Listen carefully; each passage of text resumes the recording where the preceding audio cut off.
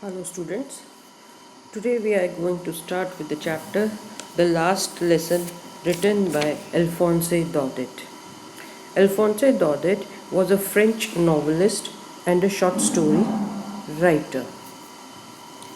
The Last Lesson is set in the days of Franco-Prussian War in which France was defeated by Prussia led by Bismarck. Prussia then consisted of what now are the nations of Germany, Poland, and parts of Austria. In this story, the French districts of Alsace and Lorraine have passed into Prussian hands. Read the story to find out what effect this had on life at school. So basically, this is a poignant and memorable short story which reflects the love of simple, ordinary people for their motherland. I started for school very late that morning and was in great deed of scolding. Great deed, dread. Dread means fear. So, narrator says that I started for school very late that morning and was in great dread of a scolding, especially because M. Hamel had said that he would question us on participles. And I did not know the first word about them. So, here the narrator of the story, he is a young school going boy named Franz. That morning he was scared as he was late for school. Also, as the teacher M. Hamel had announced the previous day that he would test them on the topic of participles, and Franz did not know anything at all, he was more scared of being scolded. For a moment I thought of running away and spending the day out of doors. It was of it was so warm, so bright. The birds were chirping at the edge of the sawmill. The Prussian soldiers were drilling. Drilling means practice, doing practice. It was all much more tempting than the rule of participles, but I had the strength to resist and hurried off to school. Strength to resist means control and hurried off to school. What is sawmill? Sawmill is a factory for cutting wood. And drilling, I said that they were doing their practice or they were exercising. So, here, friends, he had another option in his mind to miss school and enjoy the day out in the warm and bright weather. He describes the scene. He says that the birds they were chirping at the edge of the woods, that means on the trees, and the noise of the Prussian soldiers doing the drill behind the sawmill could also be heard. It was all much more tempting than the rules for participle. So he says that the tempting means attractive. So the scene outside was more attractive than the school, but friends controlled. Strength to resist means controlled the temptation and chose to attend school. When I passed the town hall, there was a crowd in front of a bulletin board. Bulletin board is a notice board.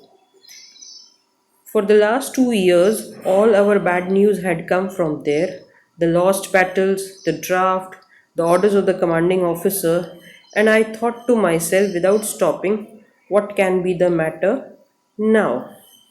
So, as friends walked past the town hall, he noticed a huge crowd at the notice board. The war with Prussia it had begun 2.5 years ago, and since then, all the bad news like losing the war, occupation of Alsace and Lorraine by the enemy, that is Prussia, etc., had been communicated to the people through this bulletin board. Franz kept on walking towards the school and thought in his mind what news could have been put up at the board now.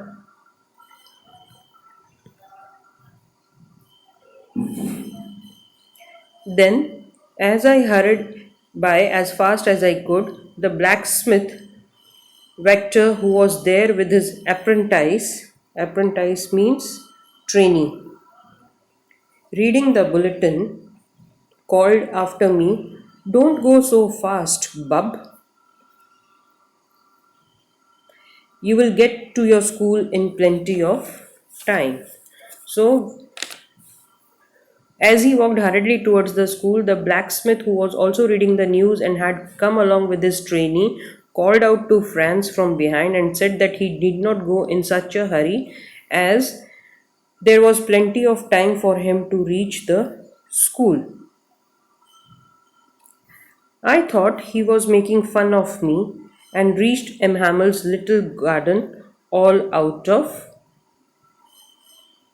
breath.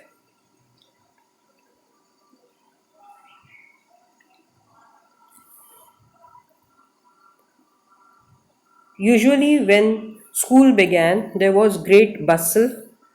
Bustle means noise, which could be heard out in the street.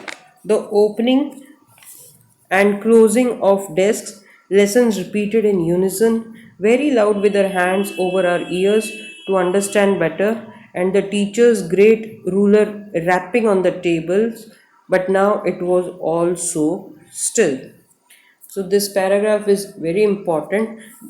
Question is asked that what was the usual routine in the school? So it is that opening and closing of desks, lessons repeated in unison, and teacher's great ruler rapping. Rapping means striking or hitting against something, making a noise. So it says that usually, when school began, there was great bustle, and which could be heard out in the street, the opening and closing of desks, lessons repeated in unison. Unison means at the same time, very loud with her hands over her ears to understand better, and the teacher's great ruler rapping on the table. So here, Franz, he describes the usual scene at the school in the morning, that there's a lot of noise created by the moving of desks, children repeating their lessons, and teachers striking the tables with the rulers could be heard. But now it was so still, means that day was unusual, as there was no such sound coming out of the school, and it seemed that the school was closed at it as it used to be on a Sunday morning. Further, he says that I had counted on commotions. Counted means depended on commotion. Commotion means noise and confusion. So he says that I had counted on commotions and to get to my desk without being seen, but of course, that day everything had to be as quiet as Sunday morning. So, this is what I said, that the school was quiet like as it used to be on Sunday morning. And Franz had planned that he would take cover under the commotion and reach the class without being noticed, but that did not seem possible.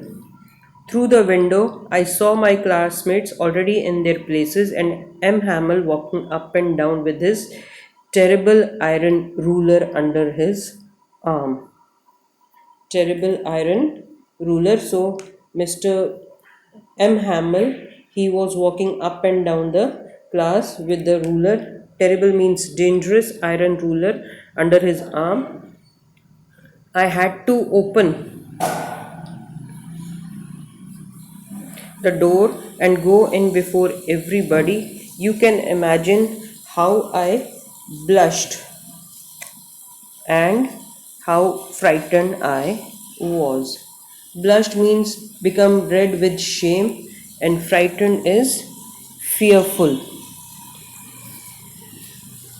So, as I said, that Franz was ashamed of being late and feared a scolding, as he had to enter the classroom in front of everyone, and he was he feared a beating as from M. Hamel, but he says that nothing happened. M. Hamel saw me and said very kindly, "Go to your place quickly, little friends. We were beginning without you." So, friends, he found it strange as M. Hamel did not say anything and, on the contrary, politely asked him to get to his seat as the class was about to begin without him.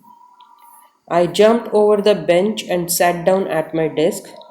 Not till then, when I had got a little over my fright, did I see that our teacher had on his beautiful green coat, frilled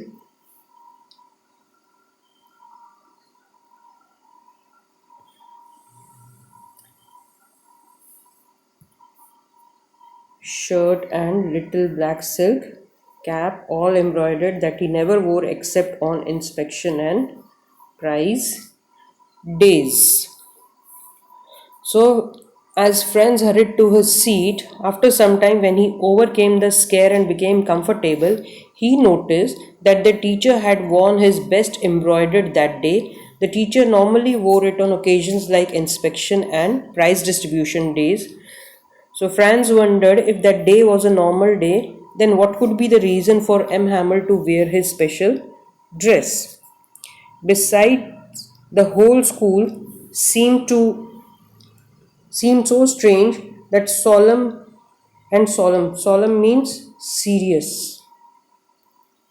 But the thing that surprised me most was to see on the backbenches that were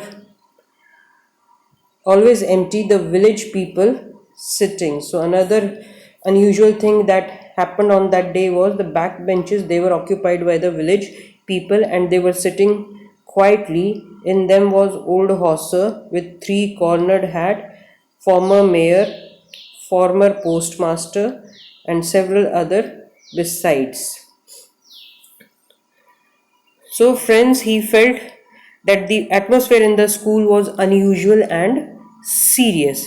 And to add to it, the last benches of the classroom, they were occupied by the senior village men, Hauser, who was wearing his three-cornered hat, the retired mayor, the postmaster, and other people in the village. Everybody looked sad, and Hauser had brought an old primer. Primer means basic reader of any language. Thumbed means torn and damaged. So all these people, they looked sad, and Hauser had brought his reader, which was old and worn out. It was torn, and he held it open on his knees with his great spectacles lying across the pages. So Hauser had opened it and kept it on his knees and had placed his spectacles on it. While I was wondering about it all, M. Hamel mounted on his chair and, in the same grave and gentle tone which he had used to me, said, "My children, this is the last lesson I shall give you. The order has come from Berlin to teach only German in the schools of Alsace and Lorraine. The new master comes tomorrow. This is your last French lesson. I want you to be very attentive." So here Mr. Hamel, he mounted on his chair and, in the same grave and gentle tone, grave means serious, which he had used to friends, he said that this is the last lesson, and he is giving us the reason over here that why this is the last lesson, because order has come from Berlin to teach only German in the schools of Alsace and Lorraine, and new master will come from the next day. So that is why it was last French lesson, and he wanted everyone to be attentive. So Franz was confused and could not figure out what was happening that day, because his teacher was in his best dress.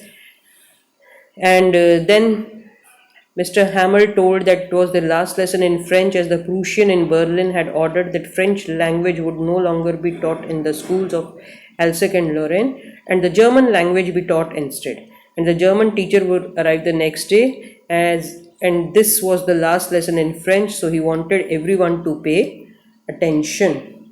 What a thunderclap! Underline this, what a thunderclap, because this comes for explanation. So, what a thunderclap these words were to me. Oh, the wretches! That was what they had put up at the town hall. So, thunderclap, I told you, it is used in comparison to refer to something startling or unexpected. And wretches means unfortunate happening. So Franz was shocked to know that he could not learn French any longer, and now he knew the latest news that had been put up at the bulletin board of the town hall. My last French lesson. Why? I hardly knew how to write. I should never learn any more. I must stop there then. Oh, how sorry I was for not learning my lessons, for seeking birds' eggs, or going sliding on the Saar. Saar means a river which passes through France. So, France he regretted for not being serious towards studies and for wasting his time in hunting birds' eggs and playing in the Saar river. My books that had seemed such a nuisance a while ago, so heavy to carry, my grammar and my history of the saints were old friends now that I couldn't give up. Nuisance means problem or a burden. Couldn't give up means cannot leave.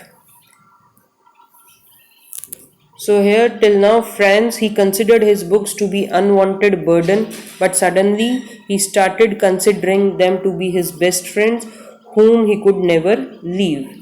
The writer here wants to show the change in Fran's attitude towards study after hearing the news that he could not learn French any longer. So till now, friends did not take his school very seriously, but today, after hearing that this would be the last lesson in French, he has started considering these books to be his best friend and says that he cannot leave them. So he has taken his studies now seriously when this language will not be taught any more. And M. Hamel too, the idea that he was going away, that I should never see him again, made me forget all about his ruler and how cranky he was. Cranky means short tempered.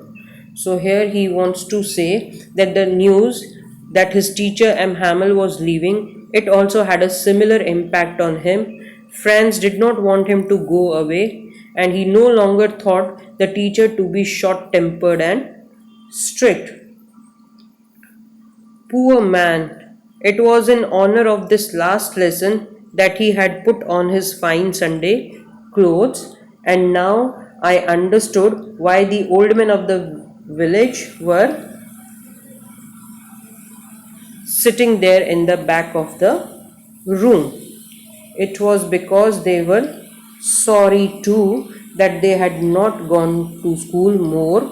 It was their way of thanking our master for his 40 years of faithful service and of showing their respect for the country that was theirs no more. So now, Franz, he knew that M. Hamel was wearing his best dress in honor of this last lesson, and he also realized that the village men had come to pay respect and thank M. Hamel for his service of 40 years in that school. The village men had come to the class as they were also repenting. It says that they were sorry, so they were repenting for not have studied well in their childhood. They had come to thank their teacher for his 40 years of service as a teacher of French, and also wanted to show respect to their country, and were sad as their mother tongue French would no longer be taught to them. While I was thinking of all this, I heard my name called. So, teacher, he called out to Franz as it is his turn to recite the topic of participle. So he says that it was my turn to recite. What would I not have given to be able to say that dreadful rule? Dreadful means frightening. Dreadful rule for the participle all through, very loud and clear and without one mistake. So, as the news had impacted France, he was eager to study, and so he was desperate to show his eagerness. He wanted to be able to recite the topic in one go and without any mistake and please his teacher. And his desperation is reflected in his willingness to give away all that he had in return for reciting the lesson well. But I got mixed up on the first words and stood there holding on to my desk, my heart beating and not daring to look up. Mixed up. So, mixed up means confused. As friends did not know the lesson, he got confused and stood quietly. His heart was beating fast as he was ashamed of himself and did not have the courage to face his teacher. So, he did not dare to look up. I heard M. Hamel say to me, I won't scold you, little friends. You must feel bad enough. See how it is. Every day we have said to ourselves, Bah, I have plenty of time. I learn it tomorrow. And now you see where we have come out. Where we have come out means result, see the result. So M. Hamel, he said to friends that he would not scold him as now he had realized his mistake. Every day friends told himself that he would study the next day, and now the opportunity to study had ended and he knew nothing. Ah, that's the trouble with Elsig.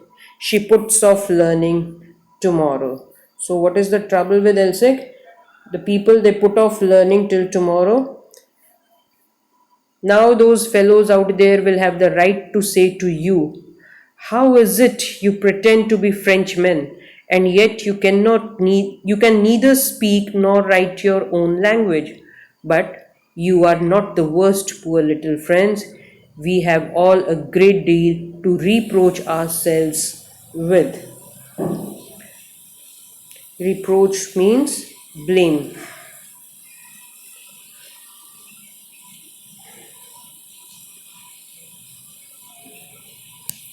Yes, reproach means blame and pretend means show. So M. Hamel says that all the people of Alsec were to be blamed as no one was serious towards learning. He tells the class that the enemies, who are enemies here? Prussians, they would laugh at them and say that they only show to be Frenchmen as they can neither speak nor write their own language. He says that friends should not feel guilty as everyone is at fault. So, how everyone is at fault? He says that your parents were not anxious enough to have you learn. They preferred to put you to work on farm or at the mills so as to have a little or more money, and says that I have been to blame also. Have I not often sent you to water my flowers instead of learning your lessons? And when I wanted to go fishing, did I not just give you a holiday? So M. Hamel says that Friend's parents were not interested in getting him educated. They wanted him to work at a farm or a mill and earn some money. He says that as a teacher, he was also not interested in teaching them. He would send them to his home to water the plants. Sometimes he would declare a holiday and go for fishing. Then, from one thing to another, M. Hamel went on to talk of the French language, saying that it was the most beautiful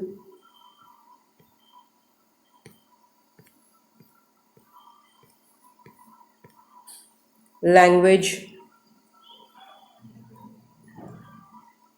in the world, the clearest, the most logical, and we must guard it among us and never forget it. Why? Because when a people are enslaved, as long as they hold fast to their language, it is as if they had the key to their prison. So M. Hamel praises their mother tongue, that is French language, and says that it is the most beautiful, clearest, and the most logical language in the world. He also tells the class to guard their language as it is the only way to free oneself from the prison of slavery. If a person knows his mother tongue well, no one can enslave him. Knowing the mother tongue well as a language is a tool to fight domination. Then he opened a grammar and read us our lesson. I was amazed to see how well I understood it. All he said seemed so easy, so easy. I think too that I had never listened so carefully and that he had never explained everything with so much patience. It seemed almost as if the poor man wanted to give us all he knew before going away and to put it all into our heads at one stroke. At one stroke means in one go at once. So the teacher he took a lesson in grammar, and that day Franz was surprised that he understood the lesson with ease.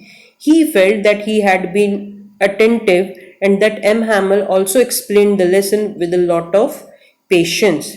Franz felt that the teacher wanted to give them all the knowledge he had before leaving.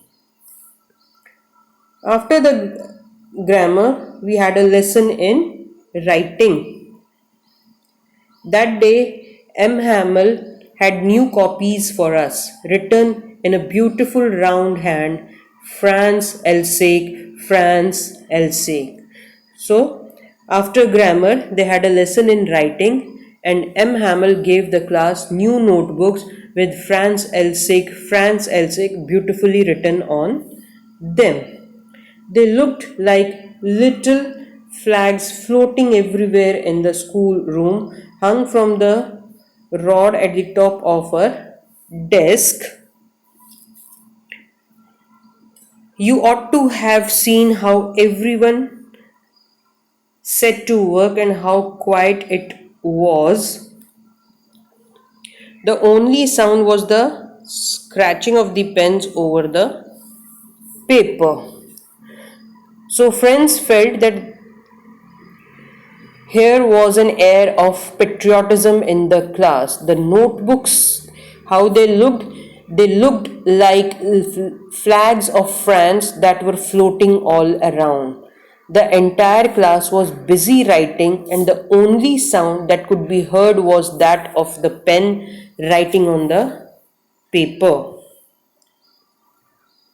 Once some beetles flew in, but nobody paid any attention to them, not even the littlest ones who worked right on tracing their fish hooks as if that was French too. So, what are beetles? Beetles, they are large sized insect, and not even the littlest ones here refers to the pigeons who worked right on tracing their fish hooks, means scratching with their claws. So the pigeons, they were scratching with their claws. So friend says that once some mosquitoes they flew into the class, but no one panicked as everyone was busy writing. So the writer considers the pigeons sitting on the roof of the class to be the students as well, and says that even the pigeons were busy scratching the roof with their claws, and it seemed that they were also busy writing the task of French language. On the roof, the pigeons cooed very low, and I thought to myself, will they make them sing in German, even the pigeons? This line is very important over here. Coot means the sound made by the pigeons. So the coo sound of the pigeons could be heard in the class, and friends wondered that would the Prussians force the pigeons also to change their language and coo in German. The writer wants to say that the language it comes naturally to a being and it cannot be forced upon anyone, be it the pigeons or the French men. So, he says that the Prussians, the Germans, they can never succeed in destroying the inherent love of the French for their motherland, just as they can never succeed in changing the spontaneous singing of pigeons. Now I stop here and we will continue the chapter in the next video. Thank you.